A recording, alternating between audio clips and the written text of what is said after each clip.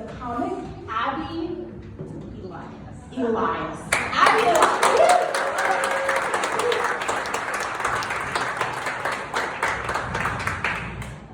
How we doing tonight? Whoa! Awesome. Give it up to yourselves for coming out tonight. And give it up to the Science Center for having us and throwing on this whole event. So just out of curiosity, who here isn't their first time at one of the Science Center's 21 plus events? Okay, all right, we got a couple first timers here. Thank you guys so much for coming, especially on the first time. It's hard to come on the first time. I got some looks like, sister, you have no idea. No, but for real, thank you guys so much for coming out, especially on a Friday. Because I know that there's a lot you could be doing on a Friday night. Like nothing. Staying in, watching some Netflix. The new Little Mermaid's out on Disney Plus. Anyone catch that yet? Yeah, no, me either. I'm the problem. I did go back and rewatch the original and it still holds up. Yeah, exactly. Prince Eric is still just as fuckable. Easily the hottest Disney prince. Yeah, exactly. Like, name another Disney princess that had to grow a vagina. Like, when Eric jumped on the burning ship to save his dog, Ariel went straight up to the sea witch and was like, give me legs just so I can spread them. We're having fun. We got some seats up front if you guys want to get all up close in the action, or you're like, I like you from a distance, I appreciate it. It's cool. So yeah, hi for those of you that just came in. My name is Abby Elias. I am a stand-up comedian. I perform all throughout the city. And I get asked a lot, like, oh, Abby, are you a woman in comedy? Because you feel like you constantly need to prove to men that women can be funny. No. I am a woman in comedy because I want to prove to men that women can have hobbies. Look at me. I'm doing it. Right? Men, think of a woman you know. Now think of one thing she likes to do for fun that has nothing to do with you. Yeah, exactly. If anything, I just want something cute I like to do that I can put on a dating profile. Because, you know, like, my other interests won't track. Like true crime. Now that's gonna get you banned from Bumble, not coming from personal experience at all. I don't really take offense to that though, because it's like, all right, I'll fight fire with fire. You want to report my Bumble account for quote unquote threatening actions? All right, game on. Every time I see you holding a fish, I'll report you to the FBI for being at January 6th. Like, ladies, you know what I'm talking about with the fish pics, right? Just like a dude's profile picture on Hinge. He's wearing sunglasses, backwards hat, and he's holding a fish like this.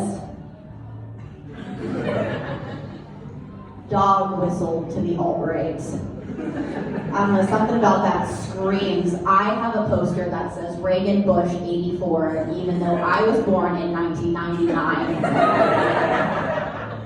I don't know, like, I harp on dudes that, like, are into fishing. Like, I never dated a guy that did jujitsu. Because have you seen some of the moves those jujitsu dudes do on each other? Yeah, I don't know, like, if dating a guy that does jujitsu is like walking in on your boyfriend cheating on you with another man in front of 30 other men, but every guy there is also homophobic. Like, I'd walk in and be, I'd watch him, like, in his match and be like, touch me like you touch Mark! I don't know what that was, but I want to do that! This is cool. I love performing comedy at the kitchen set of an IKEA. Like, I'm paying attention to you guys, but I look over and I'm like, shit, I should get that for my place. It's fun.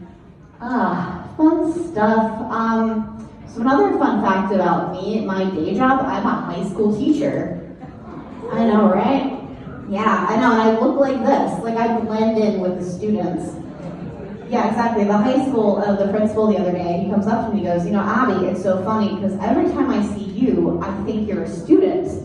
And I go, oh my God, that makes sense because every time I see you, you hit on me. He's like, nah, just because you have a very young looking face. That was the first time in my life as a woman, I was offended that a man gave me eye contact. I wanted to say to him, hey, buddy, eyes down here. Because that's where my name tag is. The weirdest part about this story, too, is that my younger brother attends the high school that I teach at. Yeah, so like I'll just be walking down the hallway and like I'll be zoning out, you know how you do at work. And like I'll hear kids go, hey, Miss Elias, how's it going, Miss C? Then I'll just hear, hey, Abby! I'm like, oh my God. What member of the future Proud Boys of America had the audacity to call me by my first name? And I'm like, oh wait, that's just my brother. And then I'm not mad anymore because that's the one kid I can legally hit. But I don't because I just get my dad to do it. It's cool, we're Catholic, it's only like the third most traumatic thing that's ever happened to him.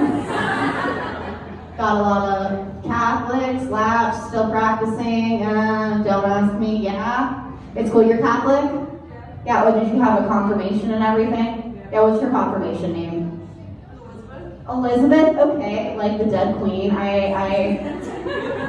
That's cool. Mine was Joan. For those of you that aren't in the loop, your confirmation is what you do when you're in the Catholic Church, and when you're in the 8th grade, you have to just stand up in front of your church and renounce Satan at all costs. But that's when you're going into high school, so that's when you need him the most. And like, I don't know, being around teenagers all the time, it like makes me have memories from when I was in high school. Like there was one that hit me the other day, like a ton of bricks. I was in the 9th grade. I'm in the library and I'm doing math homework. And you guys remember math homework, right? Yeah, like I had my calculator out, I had numbers on it. I had my math book. There were like problems that I had to do. And it was always like two people trading candy bars back and forth. And like I always had ethnically diverse names. Like Jamaica has 107 candy bars and Ramon gives her 44. And I'm like, first of all, Jamaica doesn't even need any more candy bars, but how many does Ramon have if he can just give her 44? And I always thought it was just the textbook trying to be inclusive. But then I came to the realization that it could just be white nationalist propaganda hidden in plain sight. Like, how many parents went to the school board after reading their child's math book and were like, if you let the immigrants into our country, they're just going to give our kids diabetes. Yeah, they're going to say that they're going to teach them how to count candy bars, but they're giving them diabetes. I know because it said so in this textbook, and Tim McGraw wrote it. Yep, Tim McGraw and Faith Hill. What else would it be called? McGraw Hill. I was doing math homework, guys. Like, the only thing missing from that equation was that my dad wasn't standing on top of me, screaming at me, because he also doesn't understand fractions.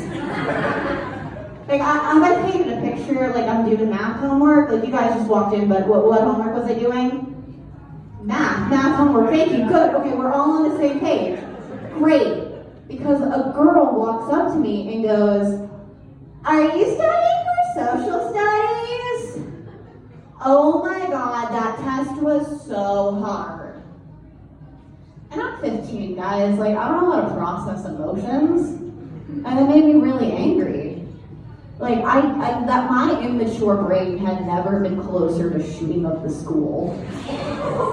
Like, the only reason I am standing in front of you and not in a holding cell somewhere is because I was 15 years old and I couldn't get a friend to do it with me. And let me tell you something, as a former teenage girl and as someone who spends a lot of my time around teenage girls, they cannot do something unless they have a friend to do it with them. And And believe me, I tried. I was FaceTiming all my friends that night, like, guys, shoot up to school with me tomorrow. No, like, I really want to do it, but like, I don't want to be the only one, you know? And my friends would be like, oh my God, Abby, that's such a great idea. But I already told Ashley I'd wear a skirt with her tomorrow, so like, I'm double booked. Like, Columbine only worked because it was 2 dudes, and dudes don't need permission to do shit, they just do shit. Like, they didn't walk in front of the school and be like, oh my God, you're wearing the same trench coat as me, go home and change. They were like, oh my God, twinsies, let's go. High school's fun, guys, high school it's fun. Another memory I had was my 9th grade sex education class. Yeah, oh yeah. Anyone here have sex education? Yeah, exactly. You, sir. You were very vocal about it. Yeah, exactly. Let's put your sex ed to work here. Where are the ovaries? In the uterus. Okay. I mean, have you ever found the ovaries? Okay.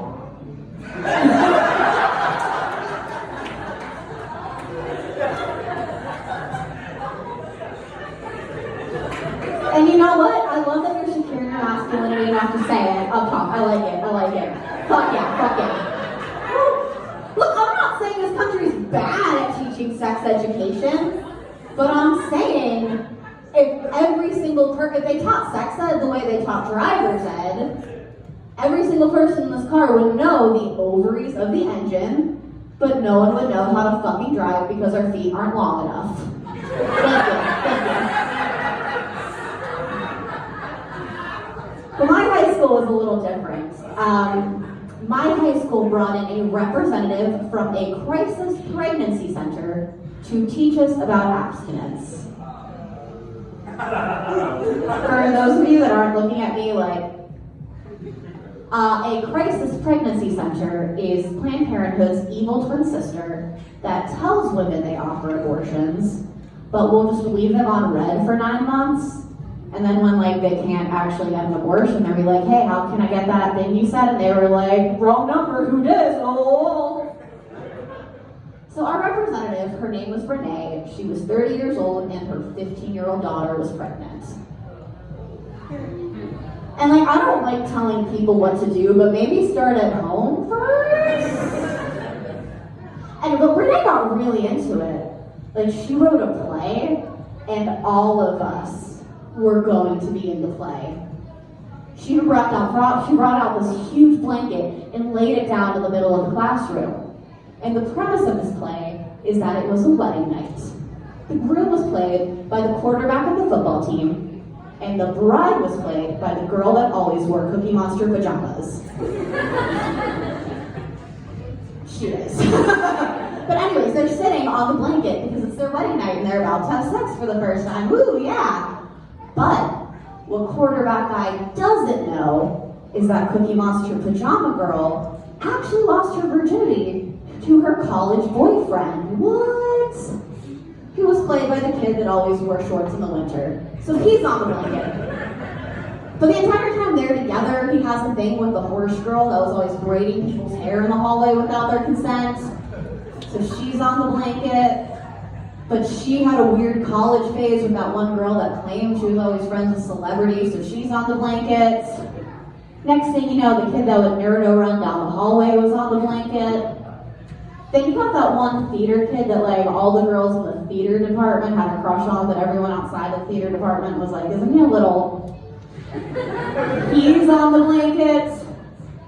And at the end of the most riveting episode of Degrassi, the entire class is sitting on the blanket.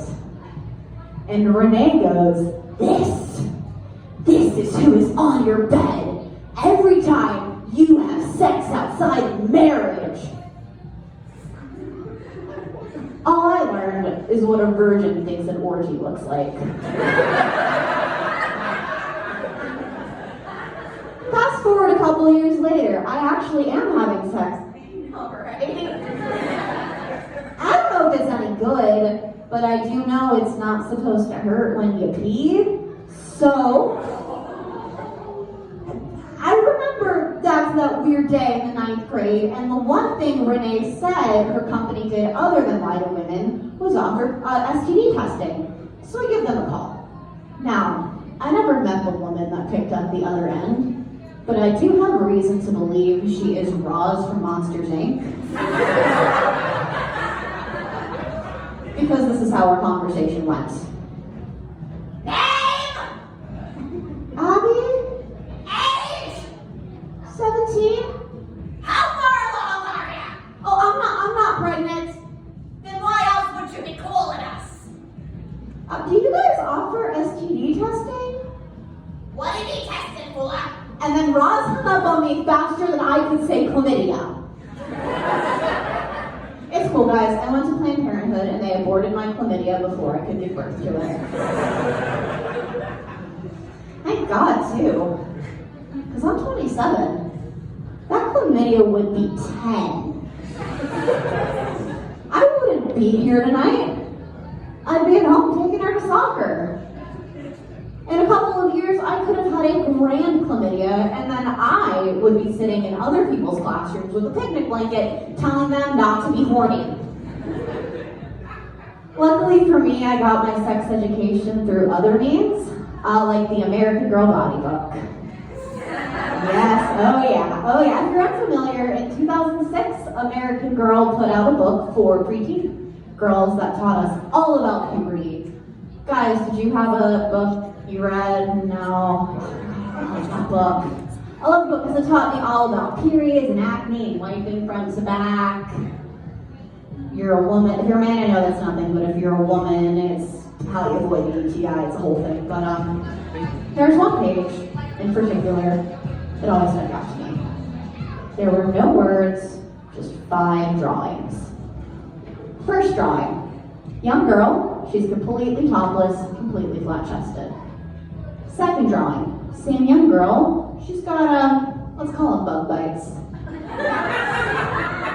Third drawing, she's in high school now and you're picking up what I'm, yeah, she's like the very hungry caterpillar. They just kept growing and growing and growing. The last drawing was of a young woman with what could best be described as anime titties. In just one sentence, one day, these will be yours. Ladies, have your anime kits come in yet? Because I'm still waiting on that. God, like I'm about to cut off a piece of that book, go to a plastic surgeon and be like,